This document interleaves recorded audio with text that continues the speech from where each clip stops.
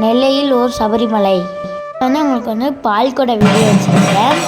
கரெக்டாக 9 மணிக்கு பால்குடம் கோயிலேருந்து கிளம்ப ஆரம்பிச்சிட்டு அந்த கோயிலே ஒரு யூடியூப் சேனல் வச்சுருக்காங்க. அதை லைவ் வீடியோலாம் போடுவாங்க. நான் ஷார்ட்டாக தான் உங்களுக்கு போட்டிருக்கேன்.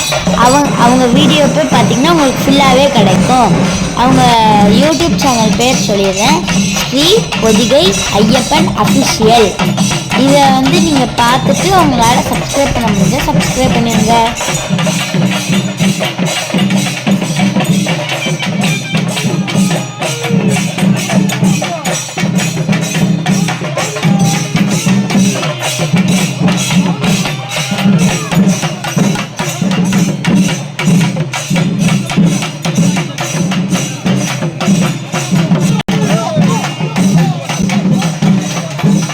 நிறைய சாமி மரங்கள் பால்குடம் தூக்கிட்டு வந்தாங்க. சின்ன சின்ன சாமி மரங்களும் பால்குடம் தூக்கிட்டு வந்தாங்க. பார்க்கறதுக்கே அழகாக இருந்தது.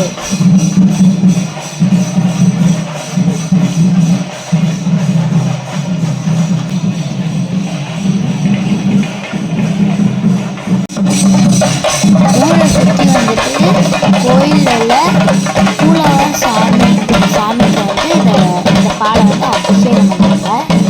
அபிஷேகம் பண்ண பாலெல்லாம் நம்ம குடித்தோம்னா நம்மளுக்கு ரொம்ப நல்லது.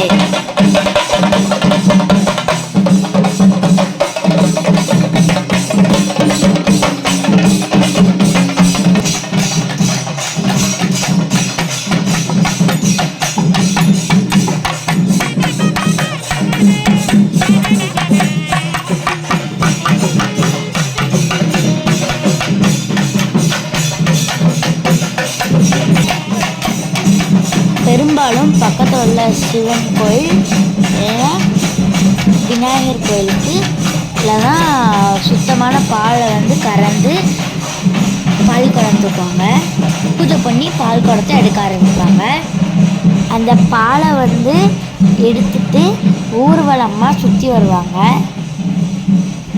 அதுக்கடுத்து கோயிலில் உள்ள மூலவருக்கு அபிஷேகம் பண்ணிடுவாங்க.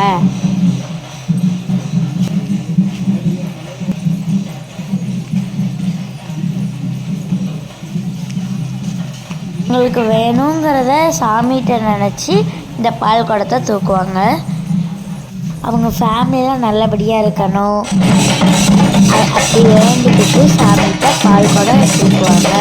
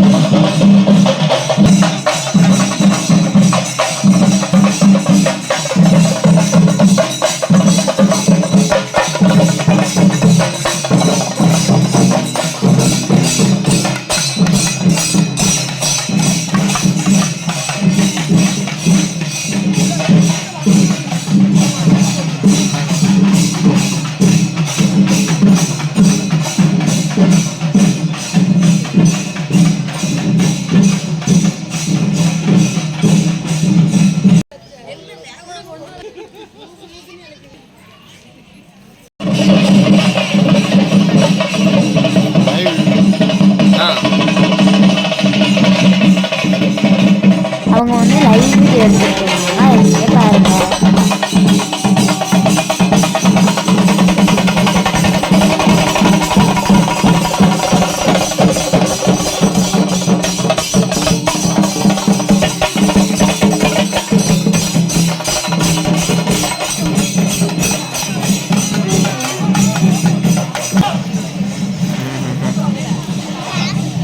பால் வெண்மை நிறம் உடையது. நம்ம கூட பழகிறவங்க வெள்ள மனசு படைத்தவர்களாக அமைந்து நம்மளுக்கு வெற்றியை தேடி தர வேண்டும் என்பதற்காக பரிகாரம் இது. கோவில் திருவிழா அப்போது முறையாக விரதமிருந்து பால்குடம் எடுத்து தெய்வத்துக்கு பால் அபிஷேகம் செய்தால், தெய்வத்தை குளிர்ச்சிப்படுத்தினால் மனம் குளிர்ந்த வரம் அளிப்பார்கள் என்று நம்பிக்கை.